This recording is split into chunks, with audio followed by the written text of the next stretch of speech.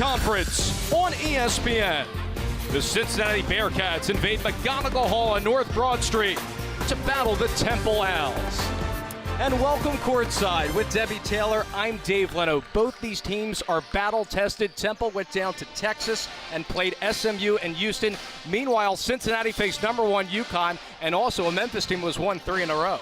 Temple had won 5 in a row prior to that disappointing loss at SMU and came back here Friday night and beat Tulsa by 20. So they're on a roll right now, and Cincinnati, a battle-tested team playing one of the top non-conference schedules in the country. Temple showing a little pressure of its own, and Coach Cardozo saying they would use their presses selectively, a little 1-3-1 half-court trap. Butts beats Bennett in the basket and lengthens the Temple lead now. Well, and you see why Aaliyah Butts is such a crowd favorite. That explosive speed, hesitation, and her ability, even at 5'4", to finish at the rim. She's Temple's very first top 100 recruit. She's a program changer for them.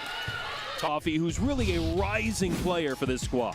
Joey Coffey is a super sophomore for the Big Red, first team All-Ivy selection. It's her speed in the midfield that makes her special. She is a true two-way player with 20 goals and 31 draws on the season, but also a tenacious on-ball defender. She's athletic, she plays with a lot of emotion, and she is fun to watch. Well, in Kentucky, switching the high screen, which puts them in mismatch situation, and Odera Cheatham able to capitalize on that down low against a much smaller Jessica Harden.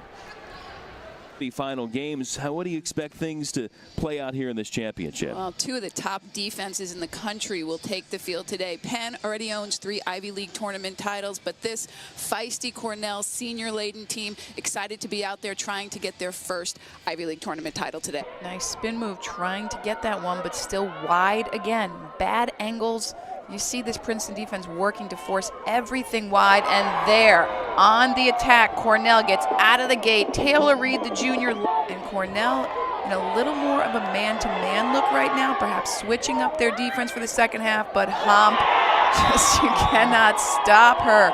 Thread the needle pass, coming up with that. She's a first-team All-Ivy selection. Exactly what Cornell needed.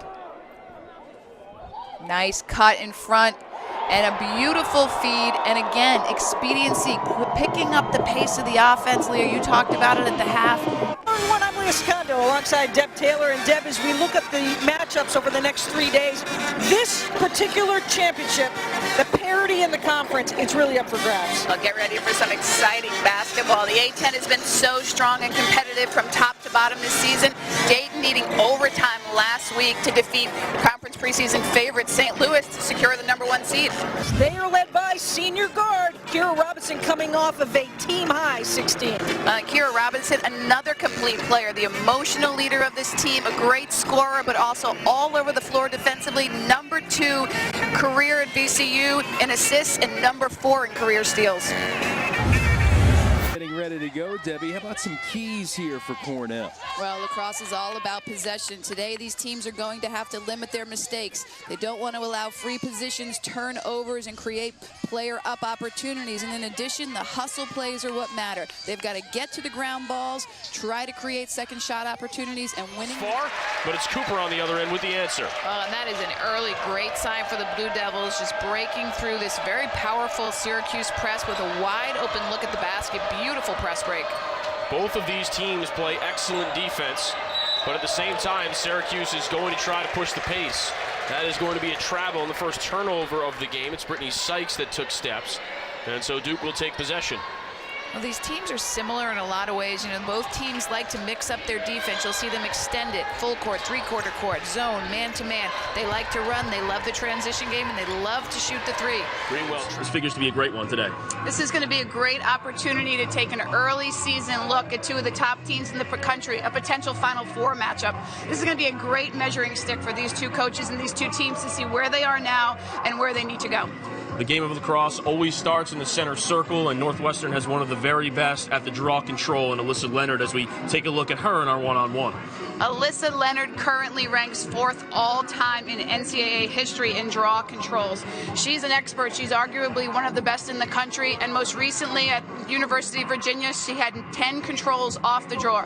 Duke is going to have to deal with her to be successful in this game. As we take a look at the first half highlights, Fitzgerald got it going early for Temple. Some hot shooting by both teams early from behind the arc, and then Temple kind of went cold from the three-point line. And then the tables turn. It was the Alicia Lovett show. You gotta love it in this game. Alicia Lovett is putting on a show. 20 points in the first half. She did it from the outside. She did it from the inside. And then that all-important three for Temple at the end of the first half by Khadijah Berger, giving them a little bit of momentum going into the locker room and tying this game at 34-34.